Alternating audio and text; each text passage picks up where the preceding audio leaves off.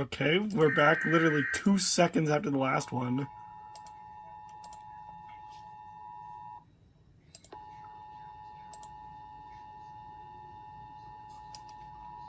Thunderstorm warning for southeastern Lawrence County and central Georgia, Trutland County in east central Georgia, north central Wheeler County in central Georgia, northwestern Montgomery County in central Georgia until 6:15 p.m. Eastern Daylight Time.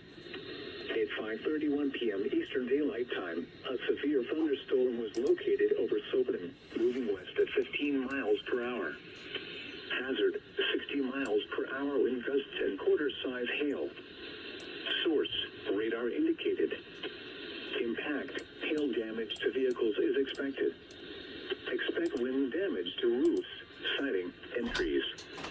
Locations impacted include Soperton, Terrytown, Lothair, Orland, Rockledge, Oriana, Barnhill, Chibby, Minter, Lowry, Blackville, Zidee, and Gillis Springs. For your protection, move to an interior room. Oh, it's the same alert being relayed again.